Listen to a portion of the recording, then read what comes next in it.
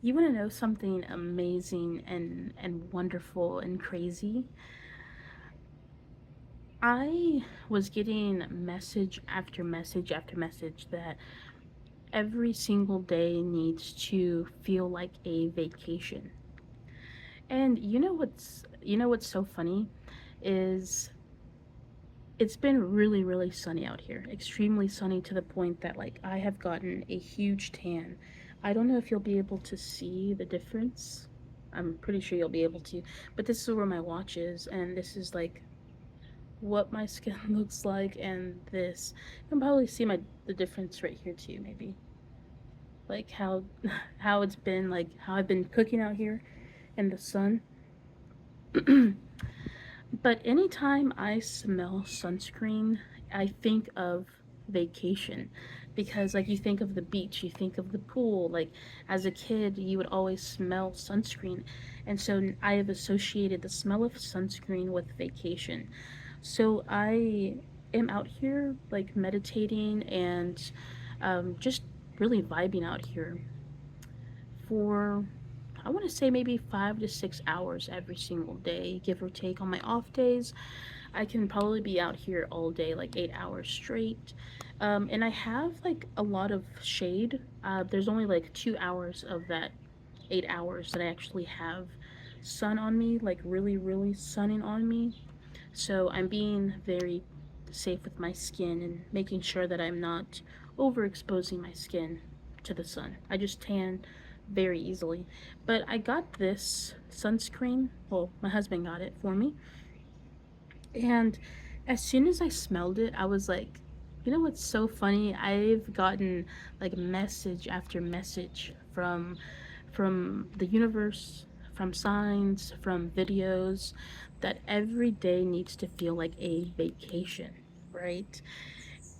And I was thinking to myself like how can I feel like I'm on vacation every day if I'm still going, to a job that I'm like, ugh, or to like certain things in life where I'm just like, ugh, but I have to face them. Like I feel like on vacation you don't really think about anything. You leave everything behind. So I'm just like, how can I make this seem like a vacation but still facing everything that's happening around me? And the answer was so simple. Sunscreen. Anything that reminds you of vacation. So let's say that like you spray a certain cologne or perfume on yourself, or you listen to a certain song or certain playlist when you're on vacation.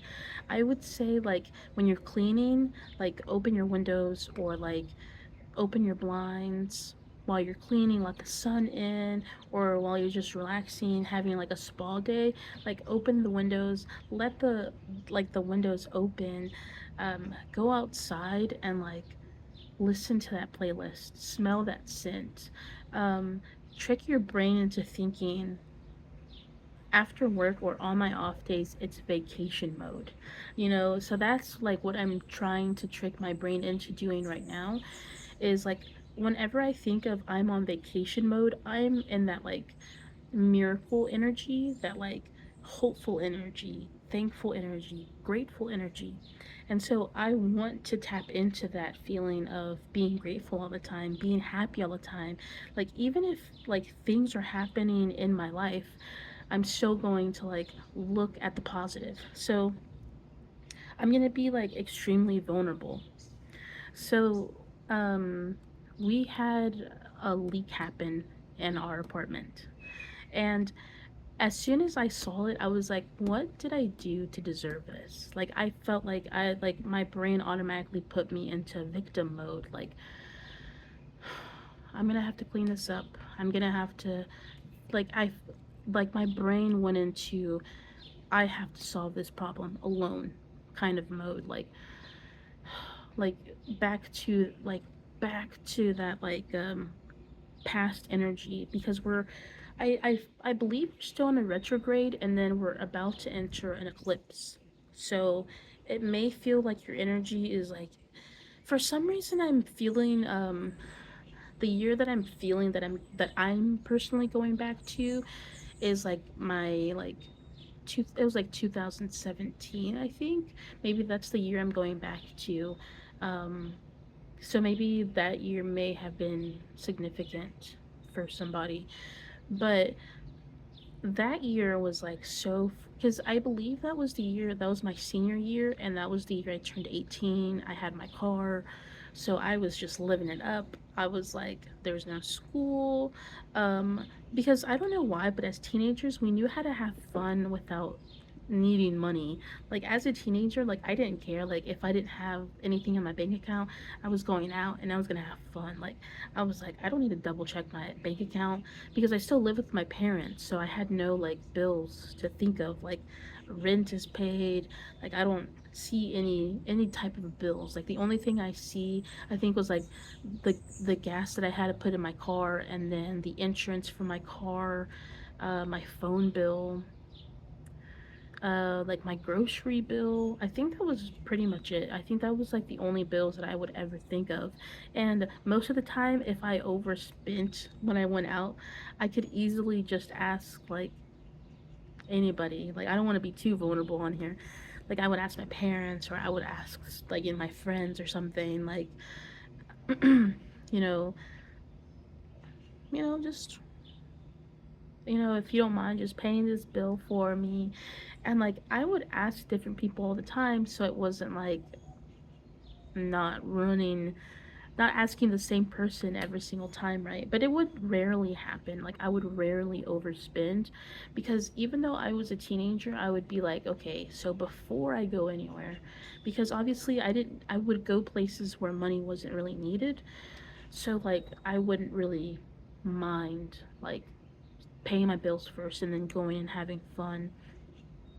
I think there were only like maybe a handful of times where I was like, man, but we're gonna go out and like go to like the fair, or go, somewhere where money was needed. Like not that much, but $50 max, like every day. Like, well, not every day, but like every other weekend, it was like restaurants, or like things where you go and you have fun with your friends at that age. And like, because like my party mode, I want to say like the ages where I partied the most, because I was never a drinker, so I didn't care about bars. I didn't care about like going and sneaking in somewhere, or like having to buy drinks at that age. Like I was never a drinker, but I was you know I would I want to say like maybe every weekend. Well, I think it would started off every weekend. I would go and visit space, and visit Pluto and stuff, and visit other planets. Um, and I think that's why that year was so magical and so like fun, because I had fun every single day. And it feels like obvious at that point I actually did have a job. Like I had a full-time job that I hated so bad. I hated it. But I was on vacation mode. Like whenever I got off work, I was like, what are we doing? Like, what movie are we gonna watch? Like what planet are we gonna visit today? Like I was like up for it. I was like, come on, let's like have fun. Let's be on vacation mode. And I was like that when I was very young. Like I was like vacation mode, vacation mode, vacation mode. But in reality, not realizing that yes, I was having so much fun, but there were moments where the fun wasn't always fun.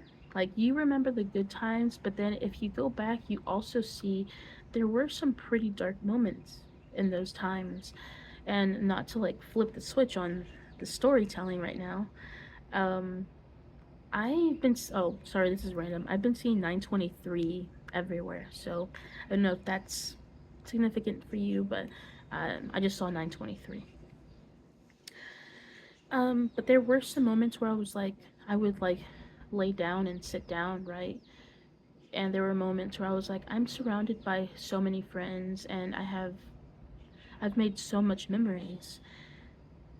And mind you, I was like 18 at this time. 17, 18 when this was happening, and I would like lay in bed and I would really just be like I'm having all this fun on these like vacation days, but I'm also like extremely depressed. I'm thinking of my childhood. I'm thinking of I wish my whole life could have been like this. Like why did I have to like go through so much, and why did I have to see so much at a young age? Like why did I have to feel like an adult all the time? Like I just want to feel like a kid. Like I deserve to feel like a kid, and that's why there was moments where I just wanted to spend, like there were moments in time where I wanted to spend all my money, but I knew that there's no way I can spend it all and still have money for like my bills.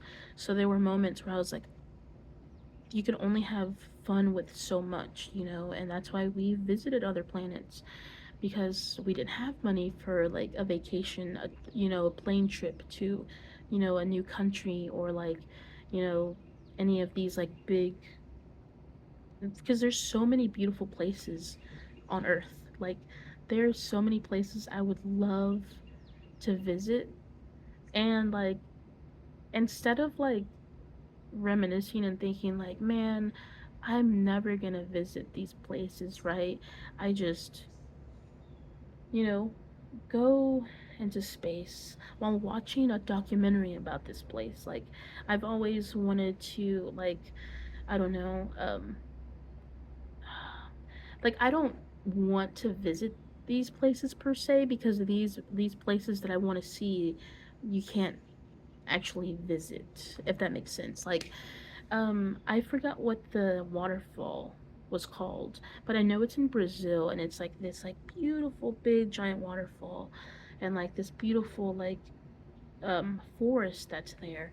And like I'm always like, man, I just want to like see that waterfall. Like I want to jump into that waterfall knowing that one, it's dangerous. Two, there's a lot of deadly animals everywhere, right? But like I've always wanted to visit that place.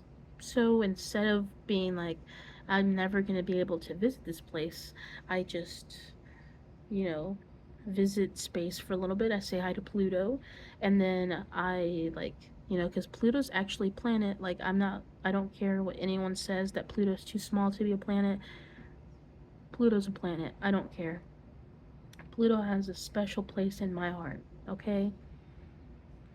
And so I would visit Pluto and then I would just put on a documentary about anything. Like, I know that I can never go up to a lion and pet it, but I'm gonna watch documentaries about lions and see how cute they are and see how deadly they are, you know? And like seeing all these nature documentaries of like pandas and like just everything. I love seeing Planet Earth, Earth on Netflix, I believe, and it's like Nova, I believe PBS used to have like a nature show, and I used to love watching those. Like as a kid, like as a teenager, that's why like I feel like my parents were so blessed to have a child like me. Like at that age I could have been out like drinking and doing like hardcore things. Instead, I was like visiting Pluto and laying in my bed watching a nature documentary and being like, this is the life. Like, I don't need anything but to relax and like jump into the TV with like this nature documentary. Like, I feel like my parents were so lucky to have someone like me like as their kid because I was home all the time, and if I wasn't home, it's because I didn't have what I needed at home to visit Pluto and stuff, and I needed to go somewhere else for it. So like I was home like 90% of the time. My parents were always like, "Well, you don't have any friends, Mika," to go and hang out with because like they would see, kids my age like going out drinking, partying, like going to like um the ocean, going to the beach and like partying over here. And I'm just like that's just not my vibe. Like I don't I don't really like that. That's always too fast paced. I just want to relax. Like I love playing music, but there's moments in time where I'm like, music's really just not my vibe right now. I just want to be quiet and listen to my thoughts because I've loved ever since I was young. I loved feeling my feelings. So I would use these products, right? Like the products I used to visit Pluto to also like go inside, go and visit myself and just cry. Like I would literally just lay in bed and just cry sometimes and just be like, I wish I could have had a beautiful childhood. Like I wish I could have like been able to be a child like uh, as as long as I could. So whenever like now as an adult, whenever I see kids like saying like I can't wait to grow up, I'm just like you don't want to grow up. You do not want to grow up because like being a grown up as an like being having to make adult decisions or having to be in adult conversations like as a kid really messes you up. Like you don't understand that like that kid just wants to be a kid. Like they don't need to know about the bills. Like they don't need to like you don't ever have to tell your kids like um you don't bring any like they're kids. Like so why are you telling them well you're not bringing anything to the table. So, why are you just sitting there and relaxing?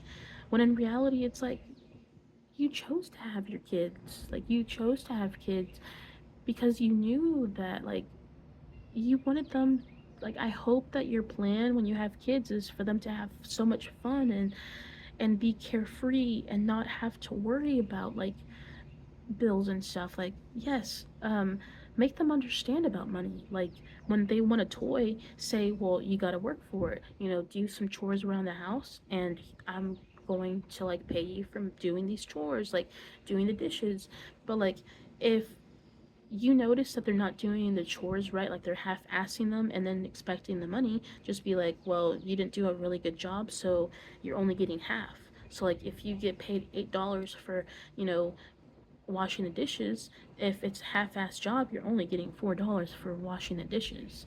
Like, you have to have this kind of system of like letting them know, like, you have to understand that like yes it's it's really nice to think that you can have everything in life, right? But there's some things that like you don't necessarily need that you can save up for if you have the chance to get it. And if you save up, like take care of your responsibilities and save up, then you can get said thing that's not that important.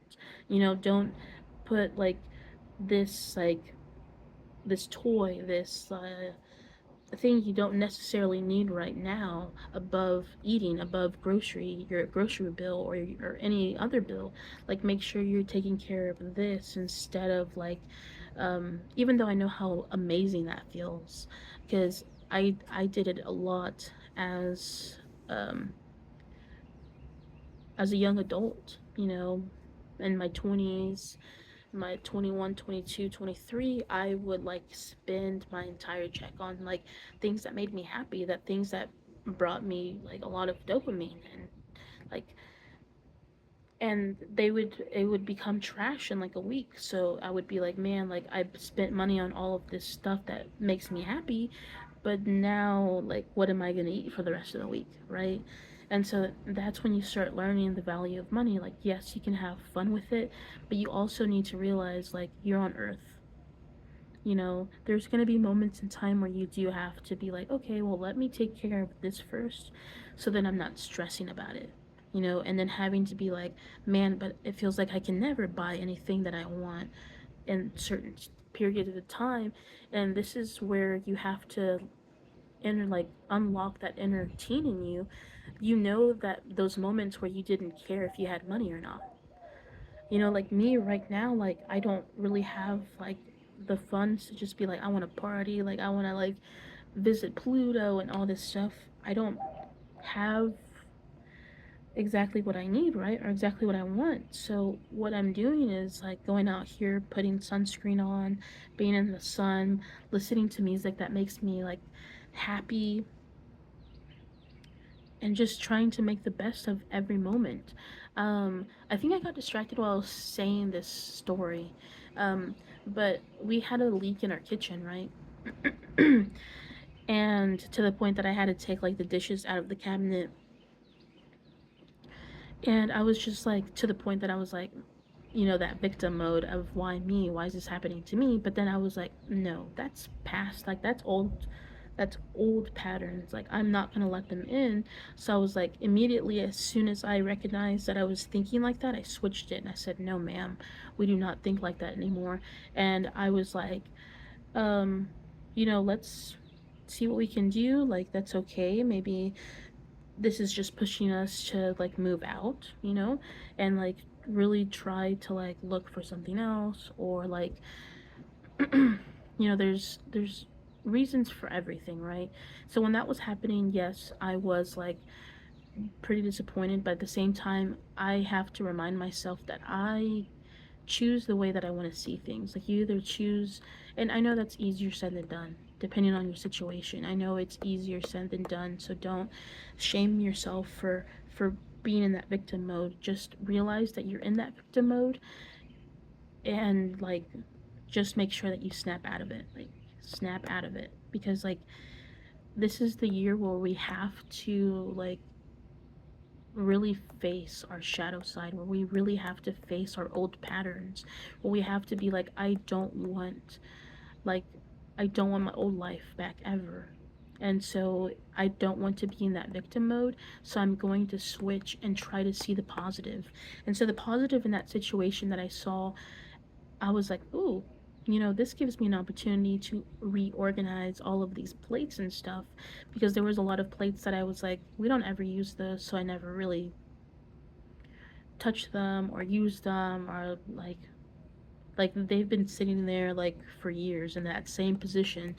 And so I was able to really take everything out and really look at everything, and I was like, wow, like I haven't used this cup in so long. And like I had a little specific dog mug, and I've had that dog mug since, I don't know, I want to say like maybe 2019, 20, yeah, I want to say like 2019.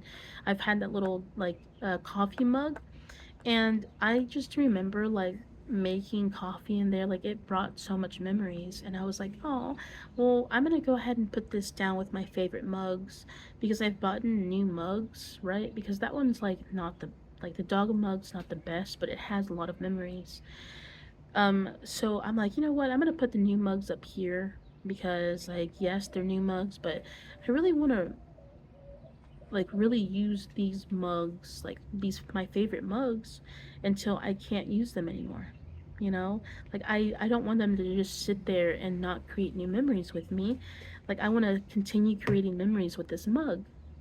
And so that's like it was a new chance to see it in a different perspective. Like, I could have easily seen that as a horrible thing and just been like, you know felt like I was being punished for something, when in reality it's like, you know when bad things happen, and well, technically that's not a bad thing, but when you see something as a negative thing, sometimes our brain can immediately just be like, well, what am I being punished for?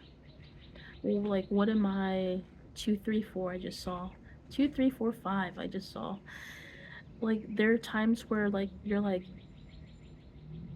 why is this bad thing happening to me, when in reality it's like, that's not a negative thing. Like, maybe it's a thing trying to push you, and like starting to realize, you know what, we are outgrowing this place, or this place really just isn't what we want to be in forever, or it gives you a different perspective. And it's like, because I would have never seen that mug if that wouldn't have happened, and I wouldn't have been able to reconnect with like my inner child, and like seeing that mug and just been like, or my inner teen, and like seeing that mug and just been like, oh, like now, like I can really feel like, a kid again in the mornings, and make my coffee and just be like, I don't have this serious like plain minimalistic cup. Like I have this little like mug that I'm gonna bring it actually, because I keep talking about it, but I haven't shown you it. I'm gonna bring it. I'm gonna show you it. Now tell me this isn't adorable as fuck. Look at him. He's so derpy. And like this is supposed to be his other ear. Like his this is his ear and this is his other ear and then this is where his little tail is. Um I don't know where we got it from, but this is the brand of it. Tag. I think we got this from like Marshalls or something. We got this from maybe Walmart. I don't know. Nowhere like super special. I'm gonna go put this up before anything happens to it. And like I wouldn't be devastated if anything did happen to the mug. I mean, obviously I would be a little sad and be like, "Oh, my mug." But then I would go out and buy another silly little mug and just been like, now there's like now I can because that one was gifted to me and I'm not a dog person. But like it's still so adorable and cute. And like maybe like if anything were to happen to that one, or I can buy one now. I can buy like a little silly cat one or like a rainbow mug or anything really silly and crazy and like beautiful.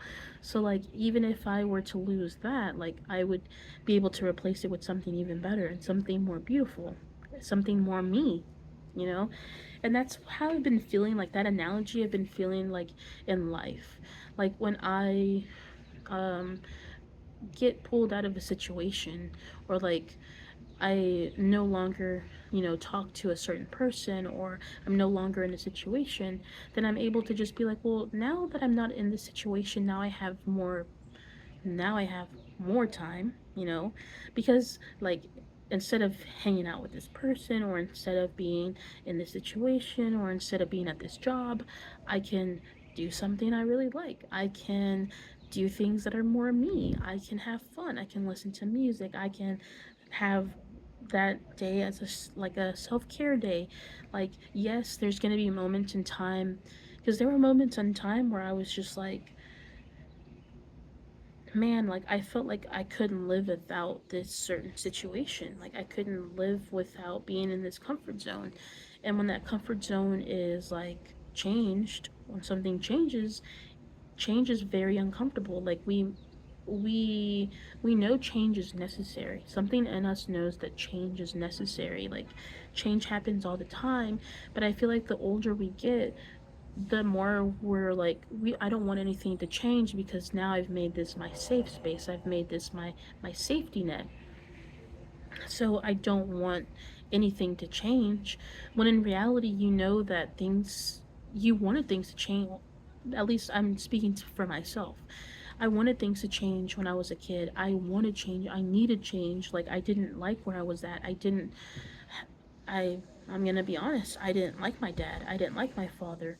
But at the same time, it's like there were moments in time where like I also forgive him, because I know like if I were to have grown up in the same environment as him, I don't think I would have survived. Like if I'm being extremely honest with myself and I'm being honest with like who I am, I probably would not have survived being in his shoes. And same thing with my mom. I would not have survived in her shoes. I would not have made it that far.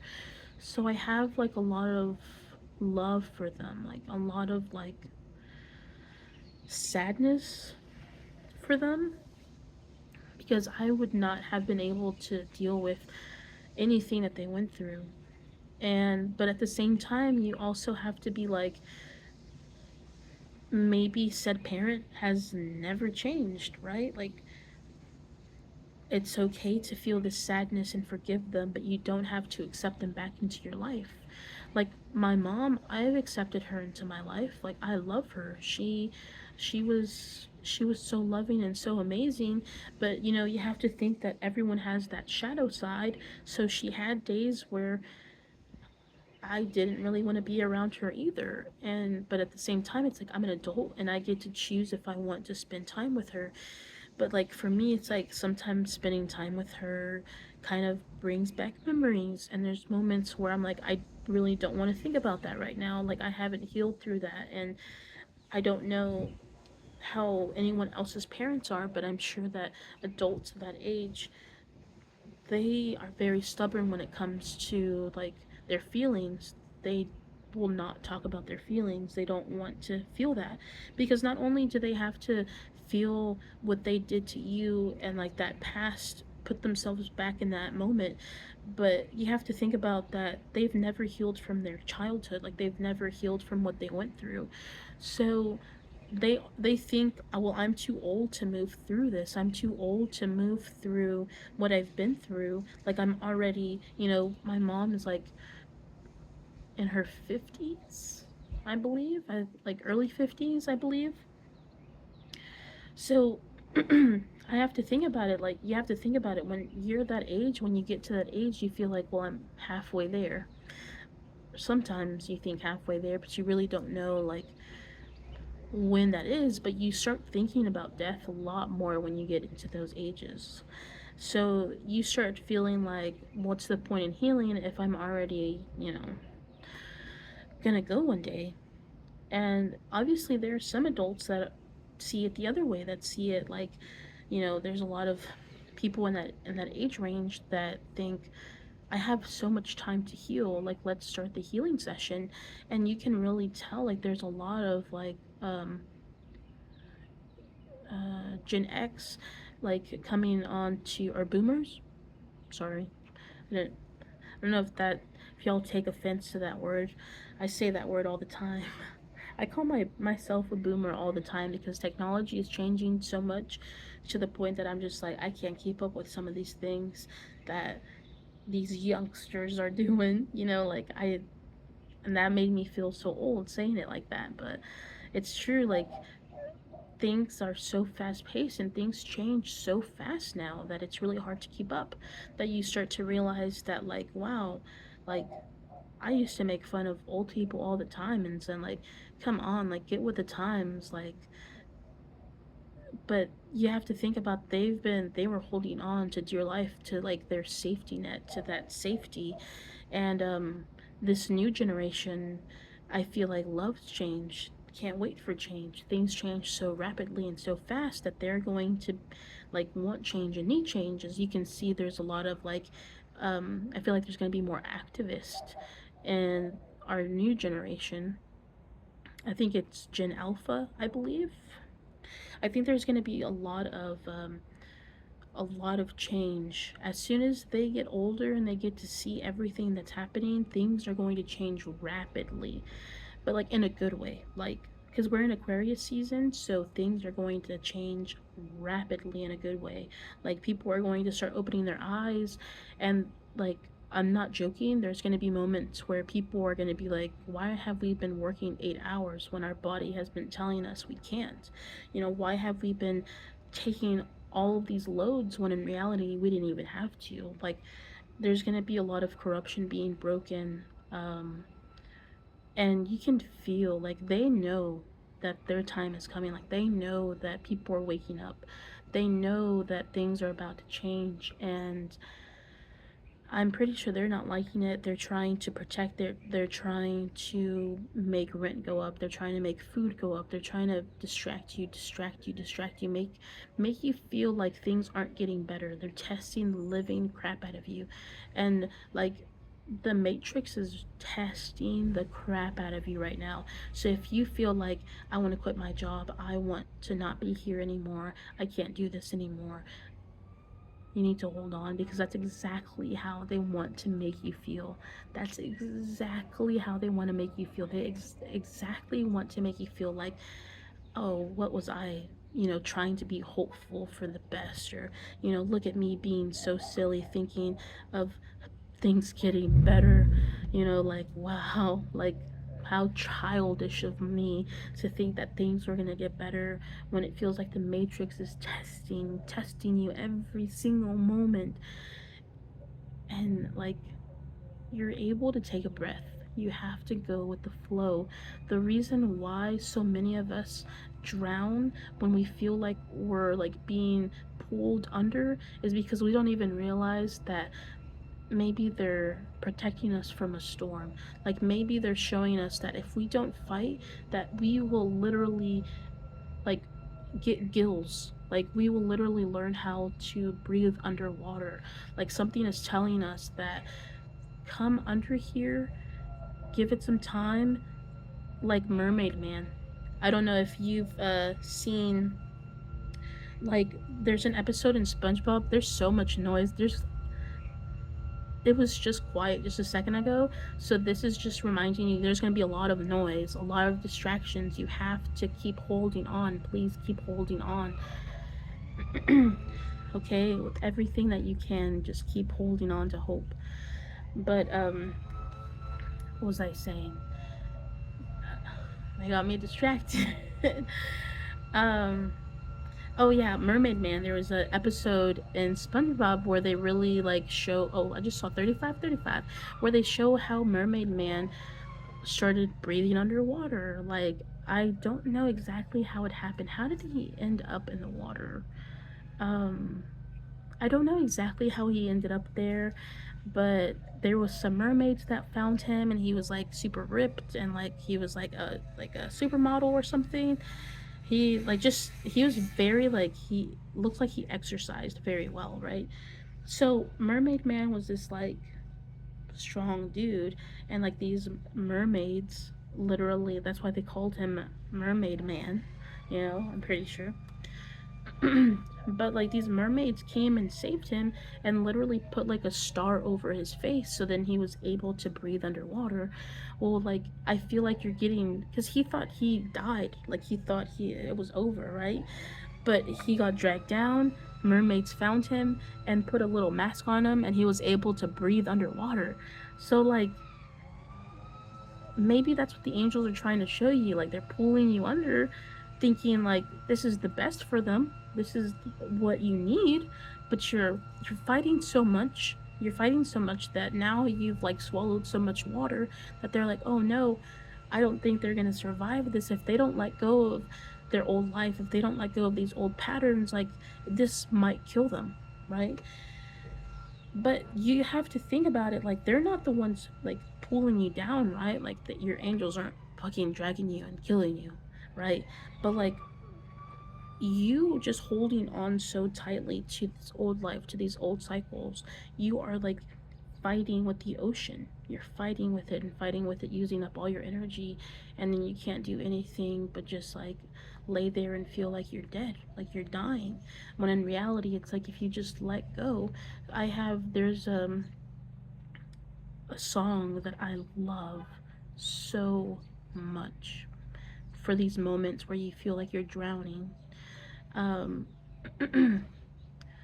And one thing that might help you if you're drowning, listen to music that really has helped you through like the darkest moments in your life.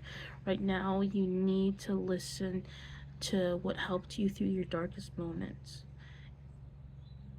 and have these moments where like I know I'm here in the dark, but I know that there's always that light under, like there's always that light at the end of the tunnel. Like you've been through so many tunnels that you automatically know that there's light there, or you know that you have your inner light, you know that there's so much light around you. Just keep holding on, because in reality things are going to get better. They have to get better.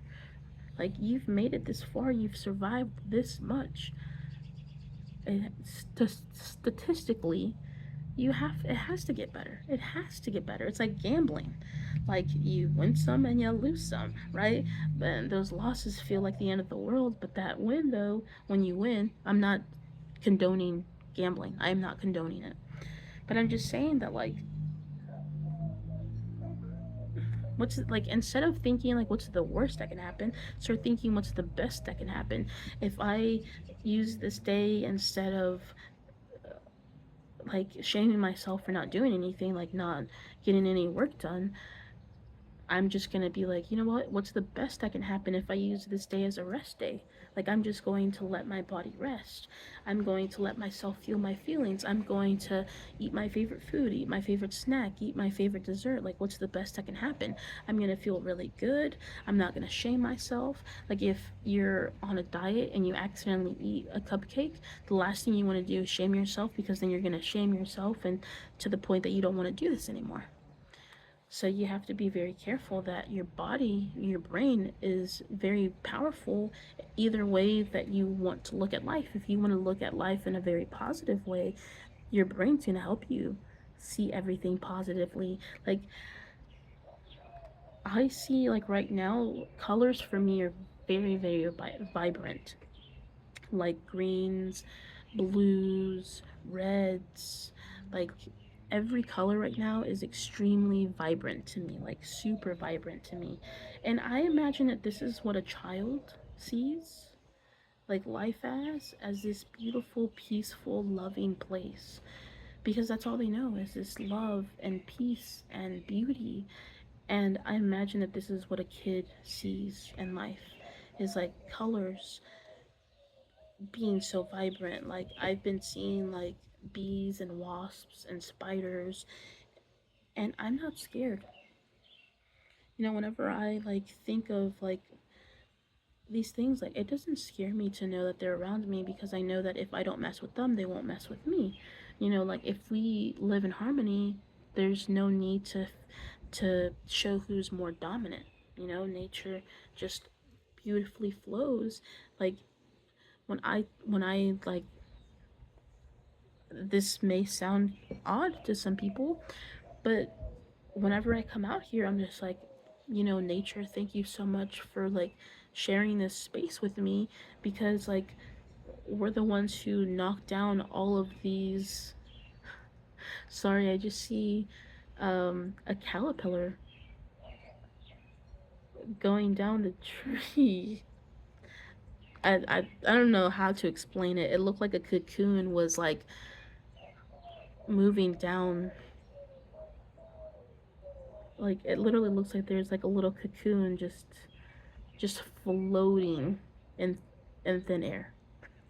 And that could be significant right now. Like, I know I hear this message all of the time. Every single message I hear that you're in this like cocoon and you're just this mush. You're just this mush becoming a butterfly. And I feel like we're done. We're done with that mush part. Like, that mush part has like January and February and the beginning of March just felt like we were just mush. Like, we were just mush. And now we finally have our wings. Like, we've finally gone through this. But now we thought the mush was the hardest part. No, baby. The hardest part that's gonna happen is getting out of this cocoon. It's like a baby bird leaving, like any kind of like a baby bird, a reptile, childbirth. Even like childbirth is actually very traumatic for the baby. Like, the baby doesn't know what's happening. Sometimes it's in pain. Like, we think that like they don't feel any discomfort while they're being born, but they are. That's why sometimes babies like will stop crying as soon as you put them on their mom, because like now they feel like this safety. Now they feel like, okay, well, mom's here. I thought I was being separated. I thought I was being separated from my mom, but my mom has literally been my life force. So that change is really scary for them, but we don't think that babies can think that much, right? And that's why some people are oh man, I'm not really going to bring that up because I feel like that brings up a whole debate about it, but just know that like, don't ever shame yourself for any kind of decision you need to make, because no one will know the decision you make, and like only you know what the best decision is. Like, don't let the outer noise, you know make you shame yourself for something that you feel like is necessary to do. That's all I'm gonna say.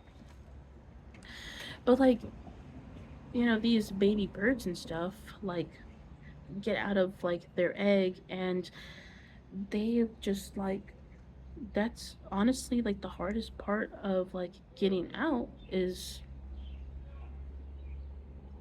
that, right? Oh, it's actually a caterpillar. I thought it was. Here, I'm actually going to show you. Give me a second. Hopefully you can see this. Hopefully it lets me put it on this. Well, I feel like a boomer. Okay. I don't think it's going to let me change it. But can you literally... I don't know if you can see that. Can you see?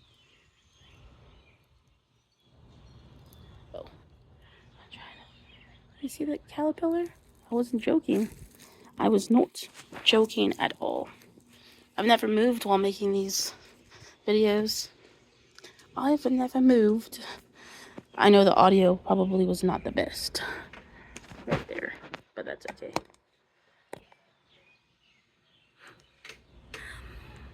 Oh, I think it's closer now. There we go. But like, literally, like I was sitting here and I was like, I've gotten so many analogies of caterpillars, of cocoons, of butterflies, but you have to realize, you see that little caterpillar? That's gonna turn into this beautiful butterfly. And while I was over there showing you the caterpillar, it was literally 44:44. I saw that on the timer. But like, did you see how beautiful that was? That like he, they are going through it right now, and they don't like. I always wonder, like, do caterpillars know they're gonna turn into butterflies? I've always thought that, like, do they know that they're gonna turn into butterflies, or do they just see themselves as worms right now and not know that they're gonna turn into butterflies? Like, that's something I want to look up as soon as I end this video, or if you know, if you like, because I don't know. There's a lot of like behavioral scientists out there that like test what wasps think and what bees think. Beekeepers know that bees are way smarter than what people realize. Like, beekeepers know a lot about bees. And I'm pretty sure there's secrets that they don't say anything about. But in reality, I feel like we all know, you know, that secret. But like, wasps are super intelligent, bees are intelligent, like, but I'm always wondering, like, do caterpillars know that they're gonna turn into this beautiful butterfly? And like, do they know that they have to go through all of this struggle? Like, do they know that they have to go into this like cocoon that's super scary and will turn them into mush? But then after that mush, they'll grow wings, and then after being in the cocoon for, I don't know how long they stay in there, I'm not gonna lie to you. And then, like, do they know that this push that they do to get out of the cocoon, do they know that when people see butterflies, they get hopeful? Like, do they know that one day they're gonna bring so much hope to someone? Like, imagine, like, because when you see a butterfly, you're just like, oh, like, it's so beautiful. Like, I've always seen butterflies as like, they went through so much struggle and now they're so beautiful. And I was always like, maybe that's gonna be me one day.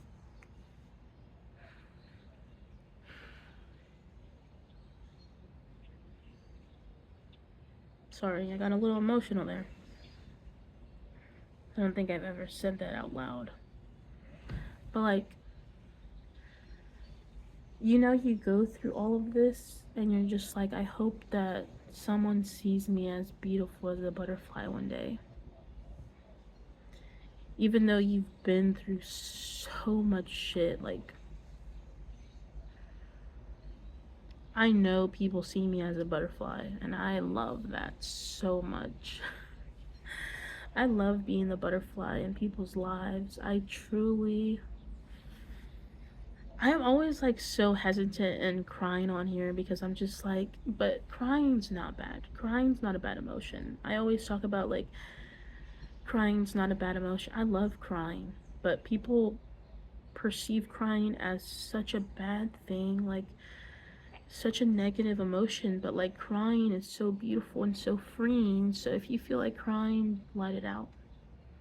I keep holding it back because I just maybe there's something in me that just doesn't want to be as vulnerable, or makes me think that someone's going to think I'm weak because I'm crying. But crying is so strong because crying shows that you're showing, like, you're feeling your emotions. And a lot of people don't have the strength to feel their emotions. Like, you don't understand that if you're out there and you're feeling your emotions and you're crying and you're really in it, just know I'm so proud of you, because it's not easy feeling your emotions. It's not easy crying in front of people. It's not easy feeling your emotions. It's not easy being sad, but wanting to be happy at the same time. You can be sad and happy at the same time. Trust me. You don't have to choose one or the other. You can be sad, but know that as soon as you feel these feelings, you're giving them space, you're feeling them, and you're letting them go, and you're acknowledging them. Pain does not like to be ignored. Sadness does not like to be ignored. Feel your emotions, cry. You know, as a kid, I would be made fun of a lot because I cried all of the time, and maybe that's a blockage I have. Is I used to get made fun of all the time, being this like crybaby, very sensitive, crying just for attention. But in reality, it's like no one wanted to feel their feelings, but I loved my feelings. I loved crying. I loved change, and made myself fearful of it. Or like my ego, the matrix, made me fear change and made me fear my emotions. But in reality, there's nothing wrong with your emotions. There's nothing wrong with crying. Like, no one's gonna see you as weak if you cry. And if they do, then it's because they know that crying means feeling your emotions. And they're not ready for that. They're not ready to feel their emotions. They're not ready to recognize that, man, like, I wish I was like, because trust me, I'm gonna give you a different perspective of it, just in case you need this perspective. If you've taken like psychedelics as much as me, you get to see perspectives that no one else gets to see. Like, you get to, like, literally, I'm not joking, there's moments where you visit Pluto so hard that you become every atom, like literally every single atom in this earth. And you're able to take form of anything that you want, you know, because you're not scared of anything. You're not, like, for someone like bad, some people see bad trips as this, like, I'm never doing it again. Bad trips just show you that, hey, you're not ready for psychedelics. There's a lot of emotions you need to feel. There's a lot of pain that you need to feel before you explore. You need to explore within before you can explore outside, you know? There were moments where I had very, very bad trips, to the moment that I was like, I'm never, ever, ever doing that ever again. But then I would realize that, like, man, this really, like, shined a lot of light into this, like, section of my emotion, like this, like, area of emotion where I'm like, I really have never felt this feeling before. I never gave myself, my body, a chance to feel through these emotions. And you know, maybe Pluto was right. I do have to feel this feeling. Like, I would literally, this sounds so weird, I would have conversations with planets. And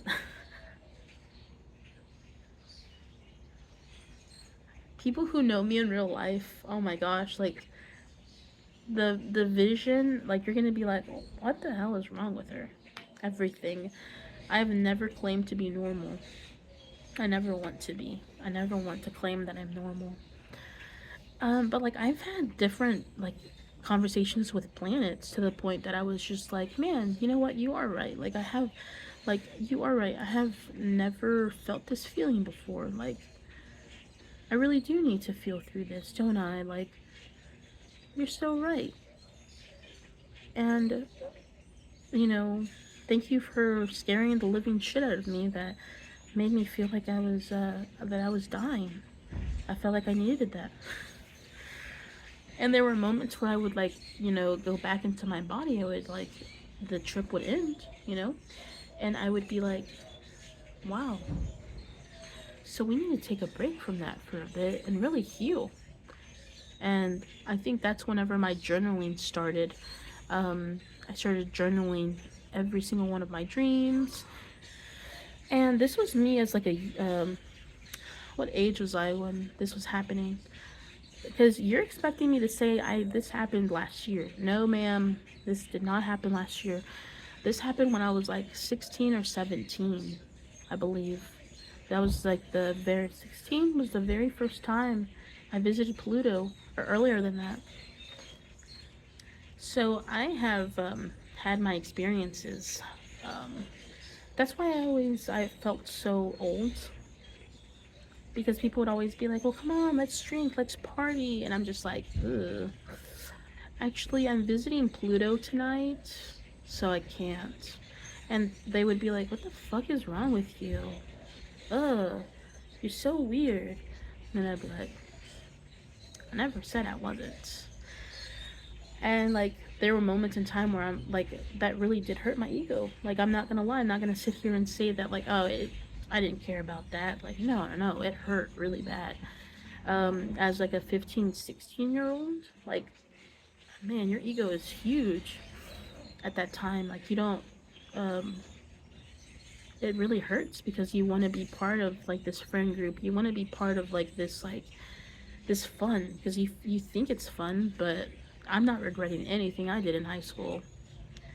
Um, I was gonna give examples and say something, but I'm not gonna say that. I feel like that's insensitive, but there's a lot of things that like I don't regret anything that I did in high school. Like, I have memories of just being home, high school, and I never had a crazy college experience. Like, maybe like once or twice I had a crazy college experience, and I was like, ugh, never doing that again.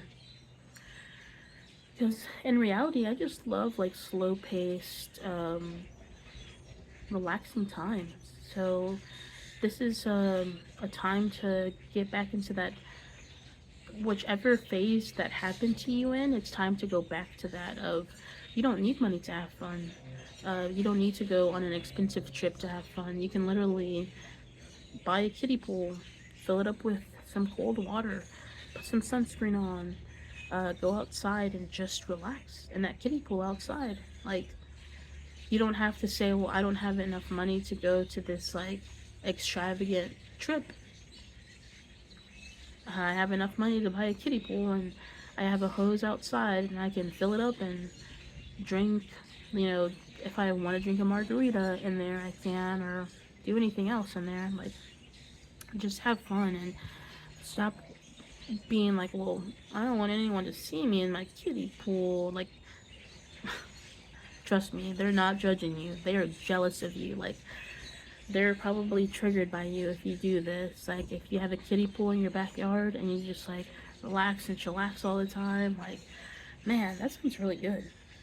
I might have to do that. I might have to like invest in a kiddie pool, put it out here, and just have fun and just relax. That sounds like a lot of fun, actually. Well, I might do that. One thing that I really want out here is a bubble machine, because how adorable would it be if you just saw random little bubbles in my videos? I feel like that would be so cute and adorable, and like when I'm out here meditating, like how beautiful it would be to just see bubbles everywhere. Like, bubbles make me so happy. So I'm gonna have to invest in that. Um, I wanted to invest in a misting fan, because sometimes it gets really hot out here.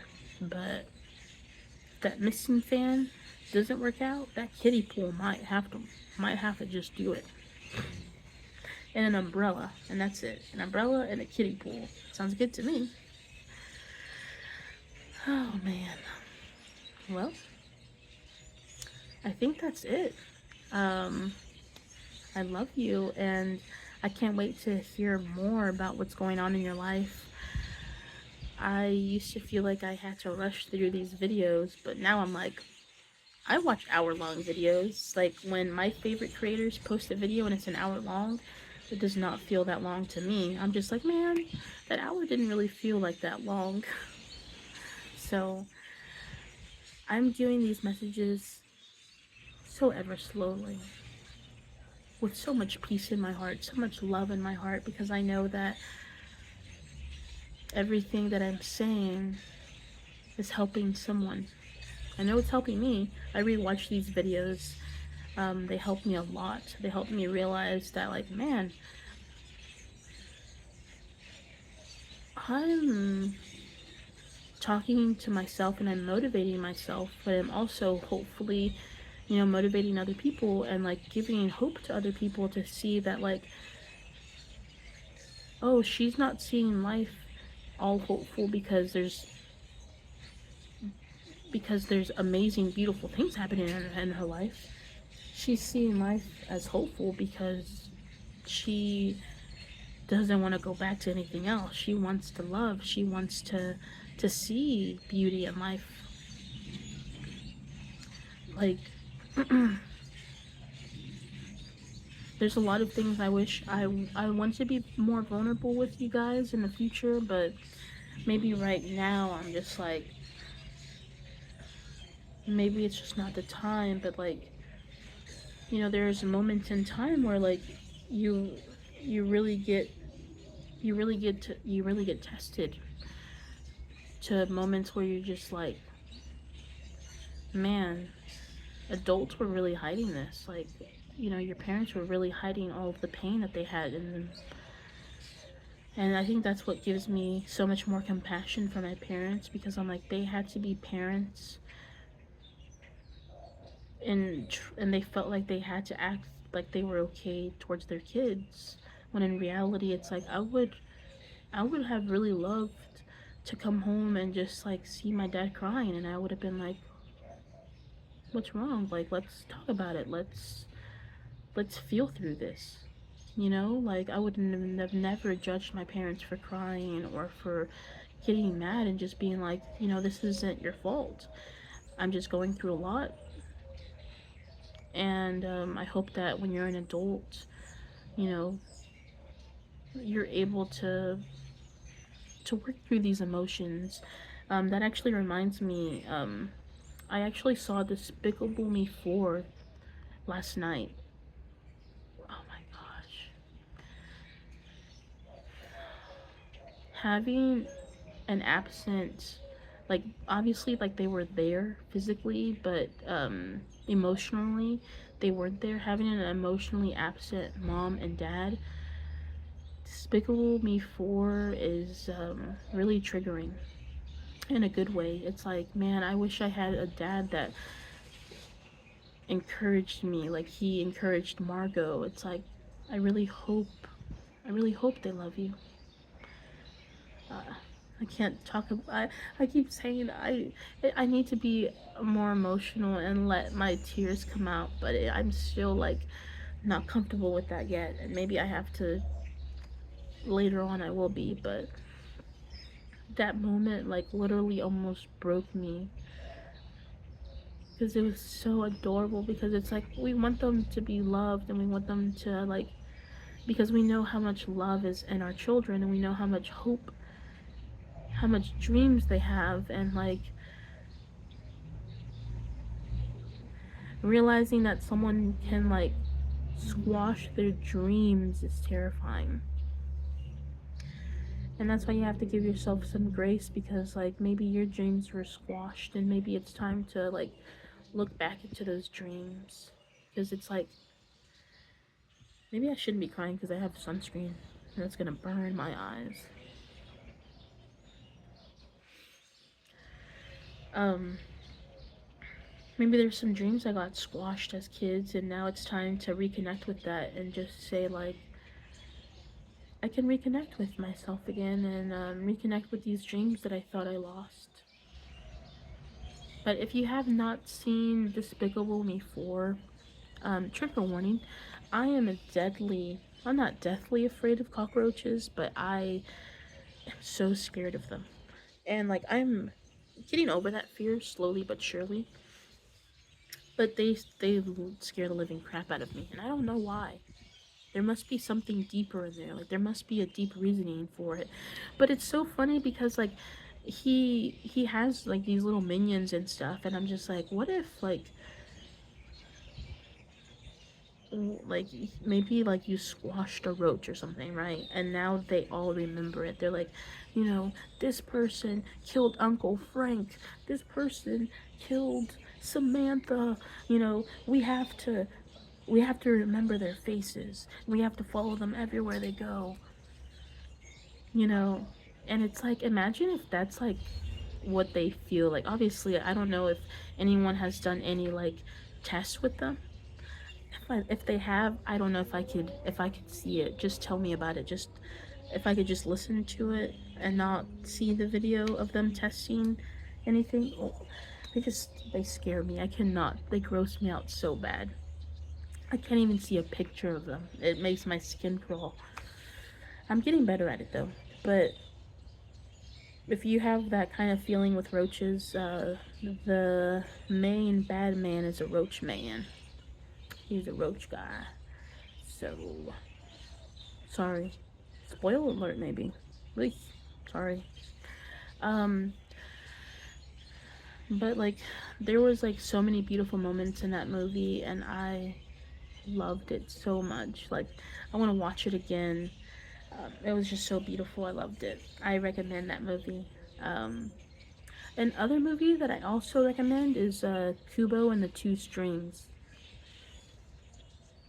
That's my favorite movie ever. It's extremely emotional. It's if you've had an absent, obviously you can see the pattern here, but if you've had like an absent mom, an absent dad, that's another movie to watch. Like emotionally absent parents, that's such a beautiful movie to see. Like it's such a heartfelt movie. It's so amazing. But be prepared that like if you like I'm sure maybe a lot of people may not see the deeper meaning of it, but in my eyes, I believe that the movie is about reincarnation. Um, because if I say it, then it spoils the movie for you. But just look at it that way. Think of this movie as a movie about reincarnation, and maybe you'll be able to see the deeper meaning within it. But um, if you do see it, maybe in the next video or maybe in the future video, um, I'll talk about it in a deeper sense, because that's one of my favorite things to do is like see a movie, see a show, and like get the deeper meaning of it. Get the like maybe that was the meaning all together. Like maybe that's what they wanted the meaning of the movie to be, or maybe that's just the meaning that I see in my experience in life. I love hearing other people's experience perspectives about like movies, shows, songs, art, because it really shows you how they see the world and how hopeful they are, what their dreams are. You can really tell a lot of a person from their favorite movies, from their favorite shows, their favorite music, favorite art, favorite like their favorite anything. You can read a person immediately. Um, so sometimes when someone tells me their favorite movie, I'm just like, um, you had a lot of trauma, huh? And most of them, they're like, some of them maybe don't see it. Like maybe they don't see the connection yet. So sometimes they'll be like, "What are you talking about? It's just a funny movie. Like, it's not that deep." And I'm just like, "You don't think it's that deep, but it's deep." So maybe you're just like me. Maybe you see the deeper meaning in everything, or and people are like, "It's not that deep, bro." But it's like, it's deeper than you think. It's pretty deep. Everything has a reason. So people try to hide who they are sometimes around me, but they open themselves up like a book, and they say, "Hey, listen to this song," and I'm just like, "Man, uh, you okay?" And they're just like, yeah, it's just a song, it's not that deep. Every song that I've listened to, I've had a very, very deep meaning for it. Every single song I have on my playlist has a meaning. Every single one. And if you don't have a deep meaning for this, every single song that you have, you don't think there's not a deep meaning, but there's a deep meaning. And sometimes, it's not as deep as you like. Obviously, like I'm not making everything that deep, but sometimes in reality, some things are that deep. Like there are some songs that I have in my playlist that just reminds me of times where I was having a lot of fun but going through a lot of depression. Um, so some of these like really really happy songs that I listen to um, may seem really happy to someone on the outside, but I had a lot of sad memories with this song. But this song makes me happy to not be in these patterns anymore. Like so, it is that deep. But like a happy song may not mean what you think it means to someone. Like that's why it's so beautiful to get the perspective of someone. Like when someone's like, I really like this movie. And in my head, I'm like, man, that's a really happy movie.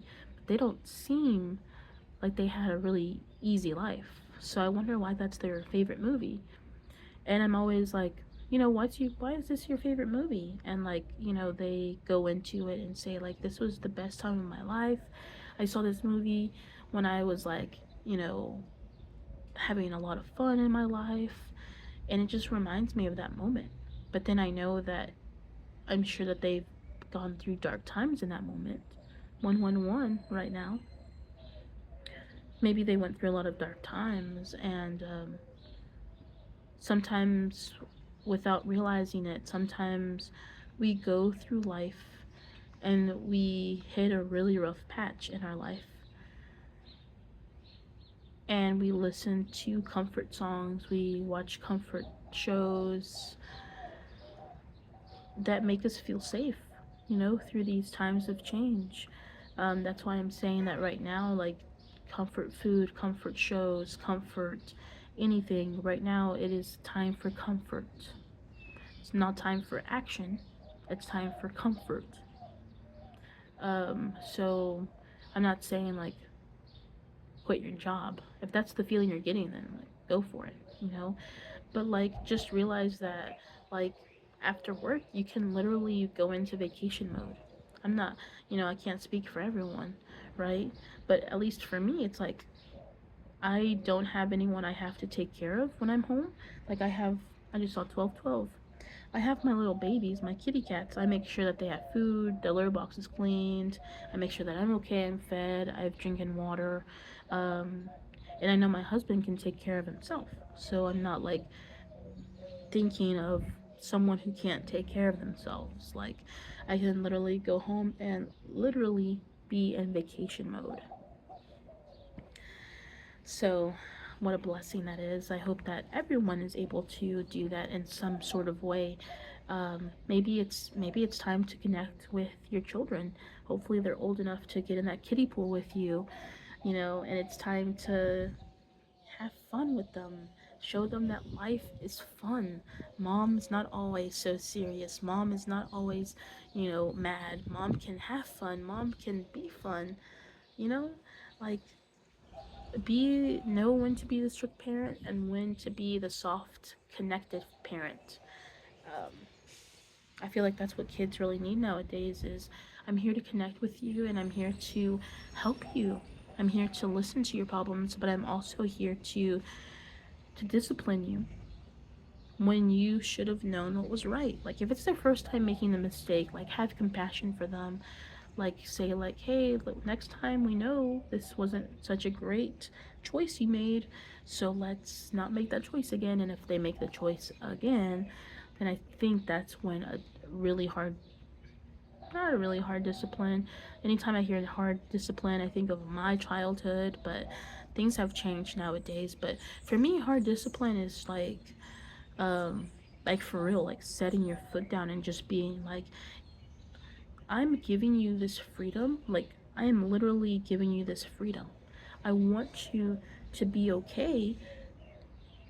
But if you're not listening to me, then we're gonna have to come into an agreement of you're just gonna have to start paying your own phone bill, or you're gonna have to start paying this if they're old enough for it. If they're not old enough for it, then just be like, hey, like, I know you keep asking for this console, this Nintendo Switch or something, but not really showing me that you're responsible enough to have this console. You're not responsible enough to play these games. So I'm gonna have to take them away. There's easier ways to discipline than the belt. As kids we got the belt a lot. But I wish there was more compassion in there. And then if it was like my sixth time, no, maybe that's too much. I want to say like my fourth or fifth time making the same mistake, then okay. Maybe I do deserve the belt. Maybe I'm not. Maybe I'm, or no, I wouldn't say you deserve the belt. Maybe there's something deeper within there. Maybe there is something deeper, and you have to be like, I'm here for you. Like, I'm literally here for you. You don't have to feel that you're alone, especially as teenagers. For some reason, they feel like they're alone all the time, and it's like, man, I don't understand why I felt so alone as a teenager.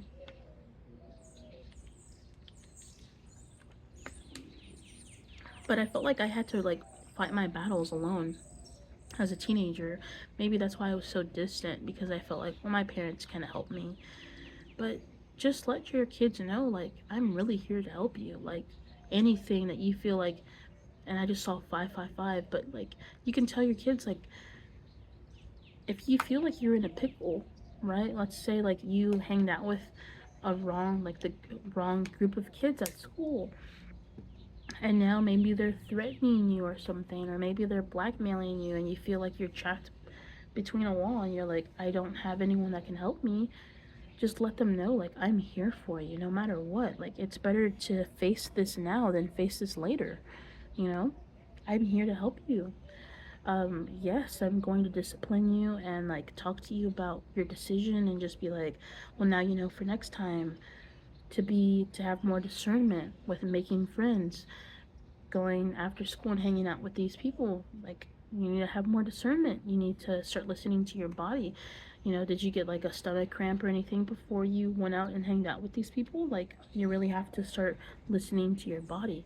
Sometimes we don't realize we're so disconnected from our body that we can't even feel that our body literally gives us warning signs sometimes. Like, there's times where like I'm like, ooh, as a teenager I felt like maybe I shouldn't get in that car. I'm getting a feeling that I shouldn't get in this vehicle with these random people, as when we were young and we were getting, rides from, older people sometimes. um I would think to myself, maybe this isn't the best idea. Um, and I just didn't do it. I was like, nah, I'm gonna take that punishment. I'm gonna call. Well, at that point, I think I had other friends that could drive, or I don't remember who I used to call for those moments. I don't know if I used to call my older sister, my sister, or someone else that had a vehicle at that time. But I would like call people to get me out of situations that I was like, yeah, I'm not gonna hang out with these people anymore. Like, I didn't do it just because I felt like I had no other option. Like, I was like, I'd rather get in trouble than my parents not see me ever again. That like feeling of like discomfort of, I feel very unsafe in this situation, so I'm gonna leave. And people would always be like, you're so lame. Like, you know, they're just trying to show us new things. And it's like, no, ma'am, no, ham. I'm not gonna get myself into these situations. Um, that was very vulnerable of me to say that. I don't think I've ever told anybody that, but yeah, like, teenagers need a lot more love. They distance themselves because they feel like they're alone. So get closer with your teenager. talk to them and say like, hey, like, I'm here for you and I love you. You see a huge group of birds just flying. Birds may be significant for people. I see so many birds everywhere: blue jays, cardinals, doves, crows, um, like, I think they're called like sparrows, right? Little tiny birds, woodpeckers, um, caterpillars. I saw a caterpillar today. Spiders. Spiders are the protector of the universe. Um, Spiders are your protectors. So anytime I'm making these videos and I'm being very vulnerable, I feel like I see so many spiders. But spiders don't scare me because I know that they're spiritual protectors. So I feel very blessed when I come out here and I talk and I'm being very vulnerable. That I have a lot of spiritual guidance and a lot of spiritual protection, a lot of protection around me. Spirit animal protection, ancestral protection, spiritual protection. Like, there's nothing that I have to do to protect myself. I'm literally extremely protected. Uh, I just remind myself. I'm like, okay, well, let's look for the spider. I see the spider. I know that I'm protected. I'm looking for crows. Okay, I know I'm protected. Um, you know, looking for these signs of, okay, am I being protected? Am I being guided? Where am I being guided to? There's signs in everything. Literally signs in everything. So if you constantly see something, let's say like you see a certain beetle every single day going to work or in your house or around your house, look it up. Maybe sometimes Google can give you answers, or maybe there's like a random Reddit post or a random like little um, website that talks about signs. Um, I have not read any books about signs. I'm really going based off of like my inner knowing, um, videos that other people have made, um, all of my trips that I made to Pluto.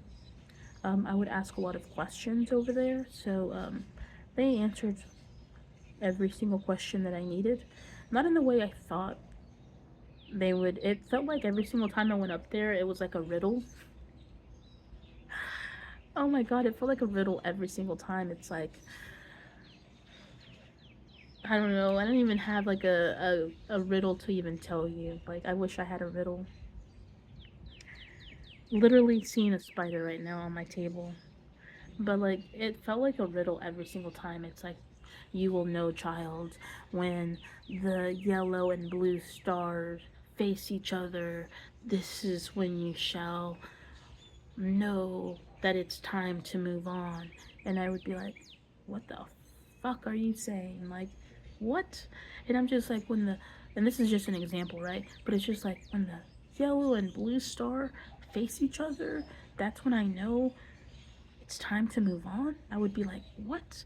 And it's so crazy because now that I think about it, if you've ever, this is a better example. If you've ever so many birds. If you've ever seen American Dragon, um there's a moment in time where they have where they're about to, sorry, I got the funniest text message. I'm trying not to laugh. 1, 2, 3 on the timer right now.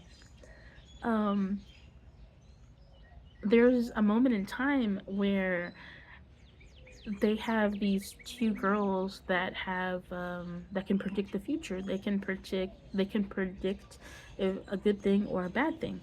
And it's so funny because the girl that only sees the good predictions is extremely depressed, extremely nonchalant, doesn't care about anything. And it's like, why are you like that? And she even explains it. Well, if you see the good in everything, then nothing is special. And then the other girl sees horrible, not horrible things, but like she sees that the misfortune, things that may discomfort you, a lot of change, something scary. And she's extremely happy because like she's hopeful that the situation, like you'll know what to do in that situation. She's very hopeful to tell you that this challenging thing may happen, but she knows that you're strong enough to go through it. She knows that it's gonna work out, you know. So she's very hopeful. And but there was a moment in time where oh man, I don't remember their names. Oh my gosh, they're slipping my name. Like the names are slipping. I know it's Spud, right? The boy, and then the girl. Oh my gosh, what is her name? Uh, Her name is slipping my mind. I think the guy is Spud, like his two best friends, that finally figure out that he's a dragon that literally turned him in to that mad scientist, and they're like, "Here's a dragon for you for the money." Okay, sorry, I'm getting off topic, but one of the girls was like, "You're gonna tie the knot," and she was just like, "Tie the knot?" Like, oh, sorry, I had a spider on me. I kind of freaked out, but spiders are the protectors. It's okay to still be a little afraid of spiders, um, but you know that they're not gonna hurt you. You're not gonna hurt them. Obviously, if you feel unsafe, then just gently, like, guide them to your hand. Like, I have a little spider right here. I don't know if you can see him. Oh, I have a little spider right here. And I'm just guiding him off my shirt, and I'm guiding him back onto my table, and he's not on me anymore. So I like gently just guide them off, and I'm just like, "You're scaring me a little bit." Or if I'm going back inside, I gently take him, like I gently put my hand right here. He jumps on my hand, and I just put them on the table. And I usually say, "I'm going back inside. I want you to be out here and exploring. So thank you for protecting me while I'm giving this message, or um, while I'm out here just being extremely vulnerable. Like, thank you so much for being vulnerable with me and protecting me and showing me that you're here and guiding me." Oh, sorry. Back to what I was saying. So they basically said, like, "You're gonna tie the knot," and she's like, "I don't want to end up with him. I don't want to get married to him. Like, he's not the one I want to get married to." And then, like, they just tie their shoes together or something, and then she finally realizes that, like, oh, she didn't say tie the knot because we were gonna get married. She said we're gonna tie the knot because we got our shoes, like, our shoes are tied together. Like, we had to tie this knot. And they're just like, "Oh." So, you know, whenever I went up there, I would be like, I would take everything very literally. I would be like, "Pluto, what are you saying?" Like, or, you know, all to these different spiritual beings. I would be like, "What are you saying? Whatever you're saying does not make sense in my planet." And they would be like, "Exactly, child. This isn't supposed to make sense. You're supposed to figure this out." And it's like, I needed an answer, not a riddle. And they're just like, "But we gave you an answer." And then, like, the thing would come up, and I would be like, "Oh my gosh." Like literally, like literally, you are crazy, because how did you know this was gonna happen? And it's so funny because I immediately, as soon as this happened, I was like, I've got to, you know, visit Pluto again and just be like, "Okay, you guys, you're freaking me out because you knew exactly how this was gonna happen. I need more riddles. I need more riddles. Come on, give me more riddles."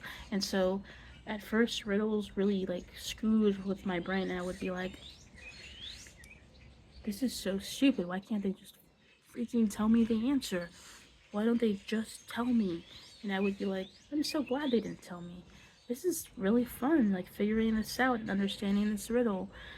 And now, anytime I get a riddle from them, I'm just like, I literally, instead of having to go back and experience it, now I'm up there and I'm solving it. I'm already like, "Okay, so you're telling me that this and this is gonna happen? Okay." Um, and this and this is gonna happen. Okay. And I just have to be myself in this situation, and everything is gonna work out just fine. Okay. Okay. So, and then I get into the situation, and I'm like, oh my God, I don't know if have, I can't be vulnerable. I feel like I can't be vulnerable around these people, but Pluto told me I have to be myself in this situation, but it's so scary because they don't know who I am. Like, and I'm just like, fuck it. You know what? I'm gonna be myself. And I like let go, and I'm just like, okay, okay, Pluto, but I at least need something. So I do. But I don't do enough to visit Pluto, you know. But I do enough to just be like, okay, I can be myself around these. I try to see everyone, and I'm like, man, okay, trying to see their perspectives and everything. So I try to say, you know what? I don't have to. Really, sorry, I have. Sorry, there was an ant on me, and ants scare the living crap out of me because I would get attacked by ants as a kid. So maybe there's a spiritual meaning to ants. I don't know if I can be friends with ants. They have a lot of beef back in the day. Okay. Um, ants scare me. Oh, what was I gonna say? I was gonna say something. I was saying something. Oh yeah, yeah. Like sorry, the spider's still crawling on me and it's distracting me a lot.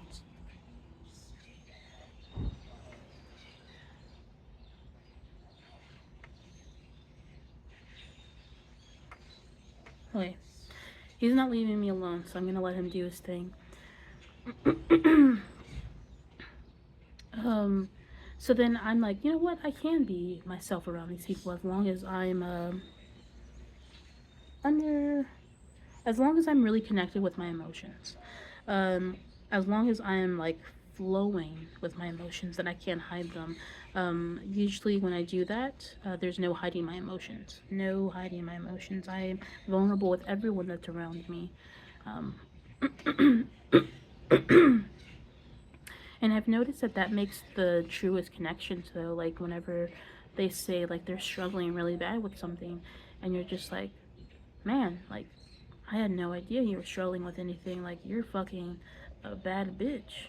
You know, like, you make it seem like you're, like, living life, and you're extremely strong for not showing that because, like, it could never be me. Like, if I was going through what you were going through, the whole world would know what I was going through. The whole world is gonna know, like, this is unfair. The Krusty Krab is unfair. Mr. Krabs is in there. Sorry, very serious moment, but I can't ever be serious. But these moments of, like, man, you're going through this and you're still here? Like, you're still okay? How? Like, I I can't. I don't understand how you're doing it. You're strong. You say I'm strong? No, you're strong. How the heck are you doing that? Like, whew. So have some more grace for yourself. Love yourself. Be so patient with yourself. You deserve amazing things.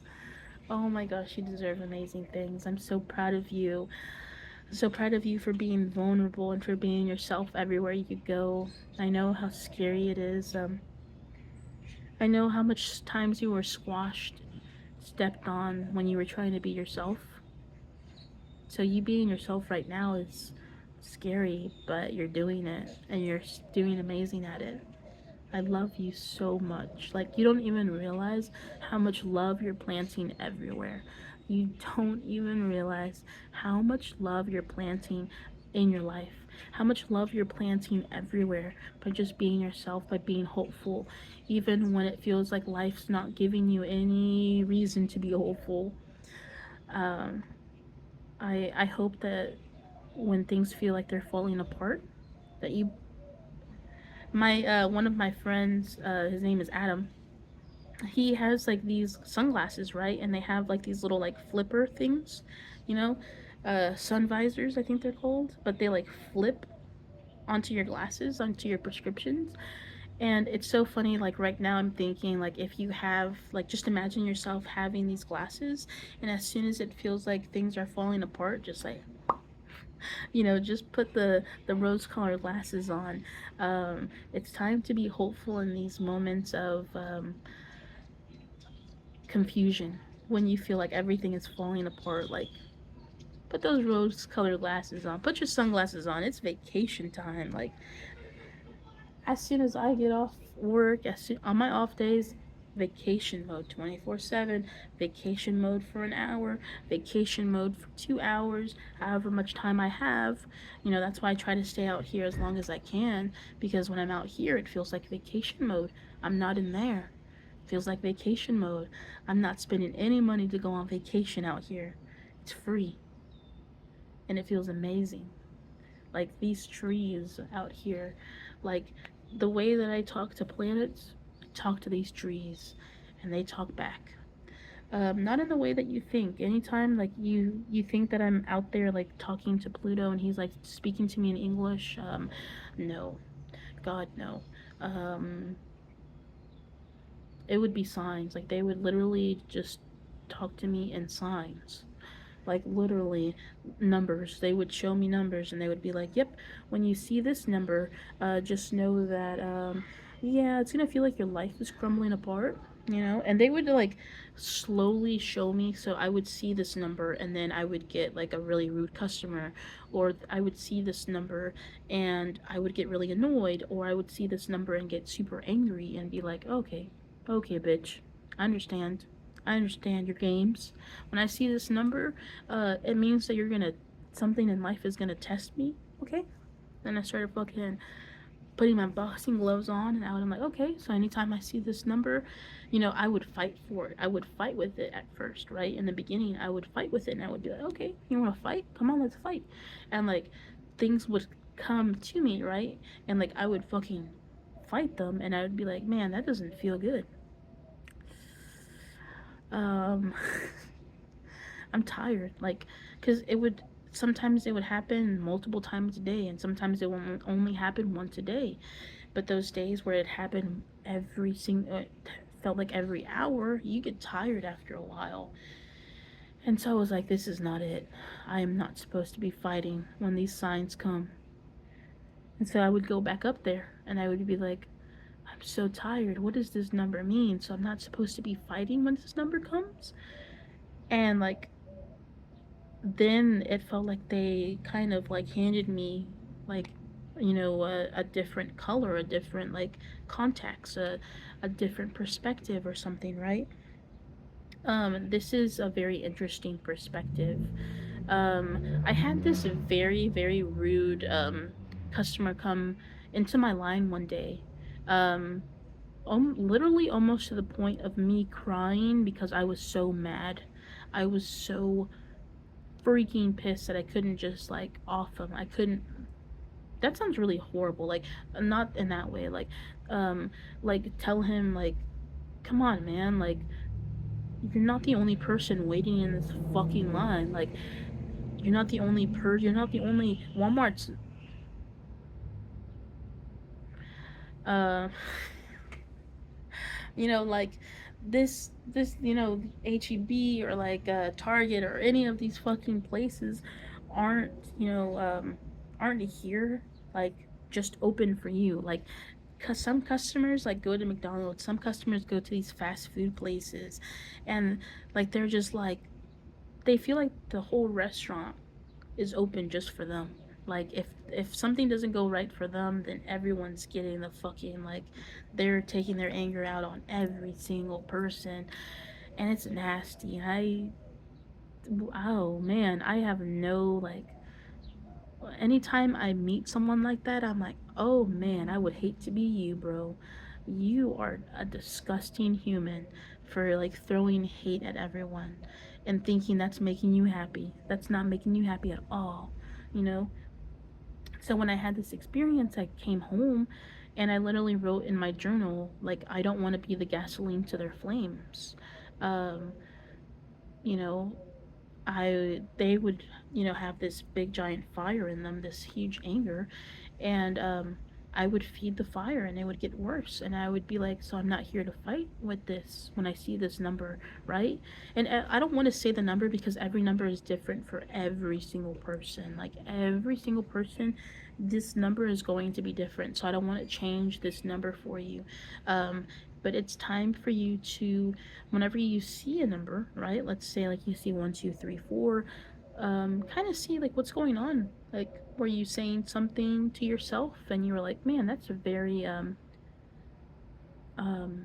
deep and very profound. Well, maybe it's time to like journal a little bit. Maybe if you journal and you reread it, maybe you'll be like, man, I'm going through a lot more than I think. Or make, record videos like this for yourself. And you don't have to post them. You don't ever have to post these videos that you do. Um, I just choose to because I feel like if I'm vulnerable with the world, then other people will feel like, you know what? If she's being vulnerable, then I can be vulnerable too. And I feel like at this time and age, people really just need to be like, it's okay to be vulnerable. It's okay to feel your feelings. No one thinks you're weak when you cry. I don't think you're weak when you cry. God, no. Feeling your emotions is not for the weak.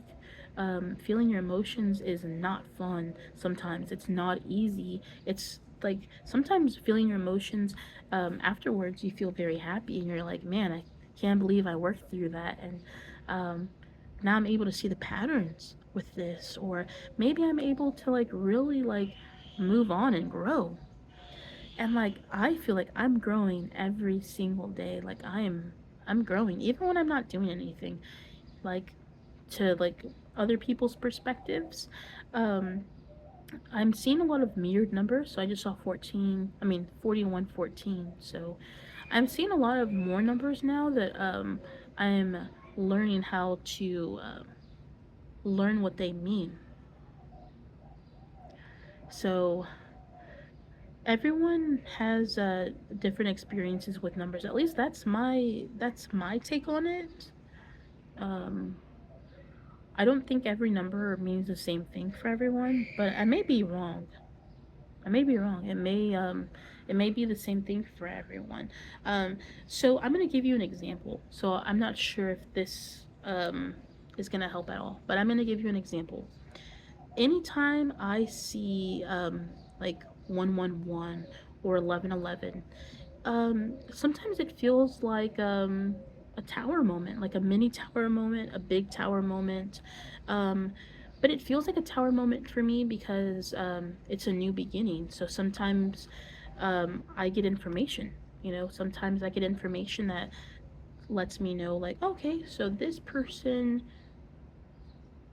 in reality doesn't want to be friends with me. Okay, well, I'm gonna, universe, thank you for letting me know this hurts. This really hurts. I'm gonna have to let this person go. It hurts my heart that I have to let this person go. But you know what, universe? Thank you so much for this sign. Thank you for letting me know that this information was going to come in. Thank you so much for, letting someone leave my life. It hurts. I know it hurts. But this pain's not going to last forever. There's a reason why, we're not going to talk anymore.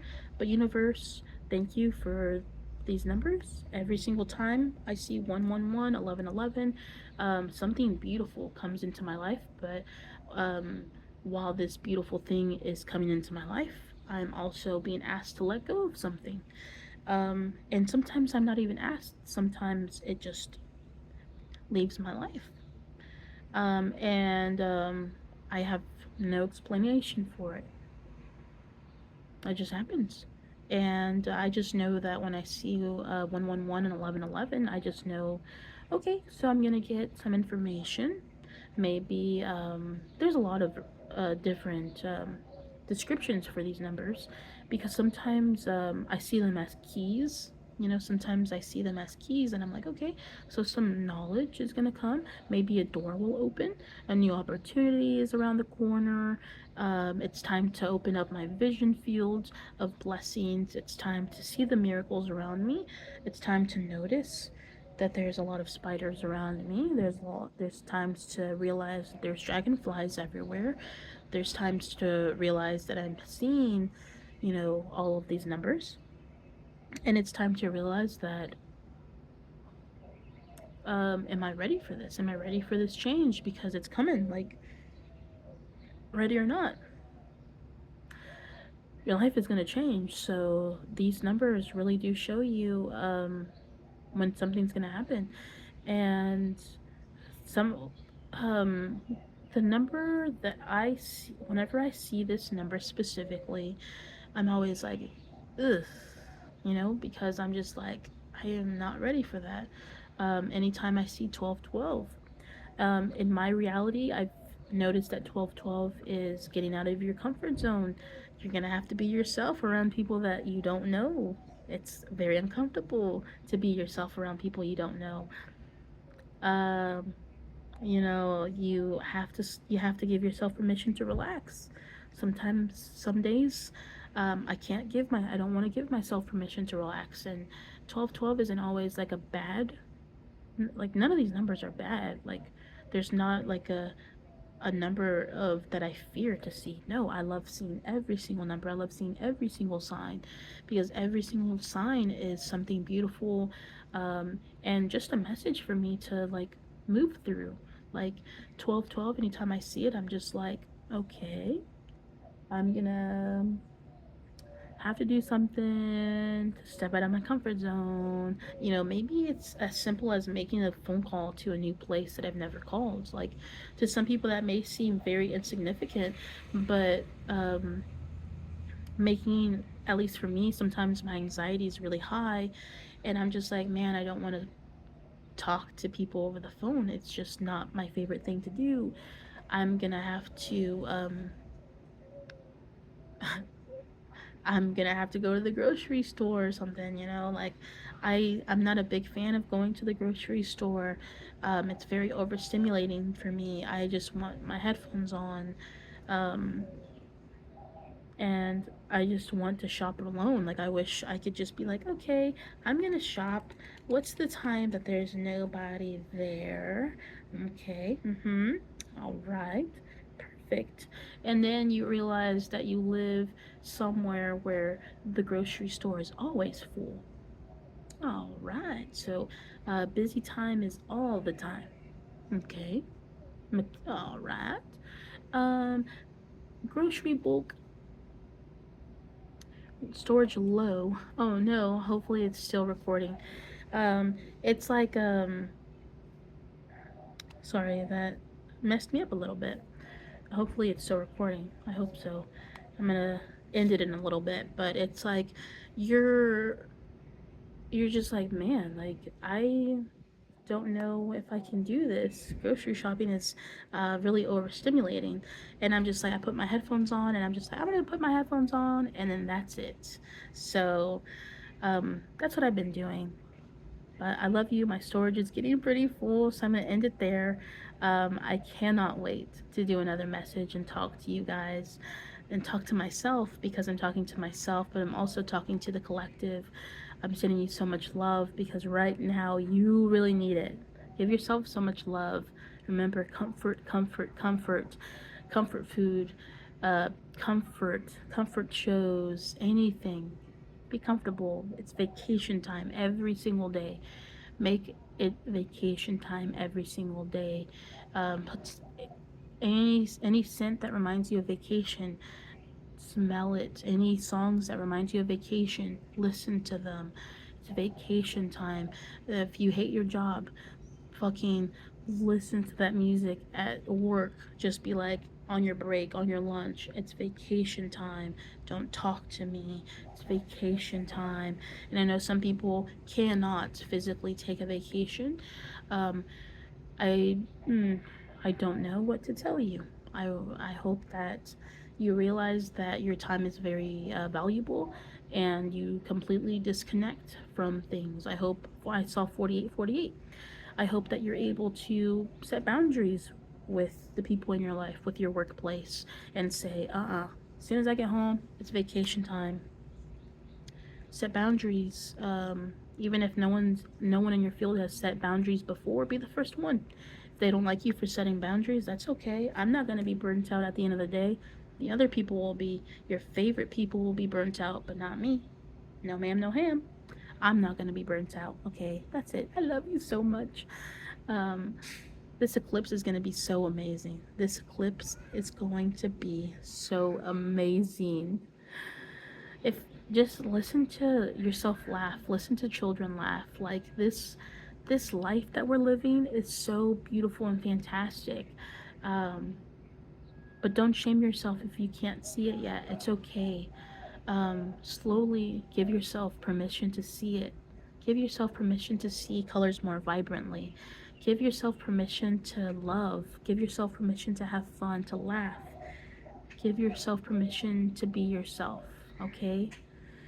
No one should be forcing you to do anything you don't want to do, and if they are, that's not where you're meant to be. You're meant to be free and loving and hopeful and compassionate and hopeful for the future, grateful for this very moment. Take every moment as a spoonful of ice cream, every single moment. Enjoy every single moment of life. Okay, I love you. It's time for me to relax. And now it's time for you to relax. I love you. Bye.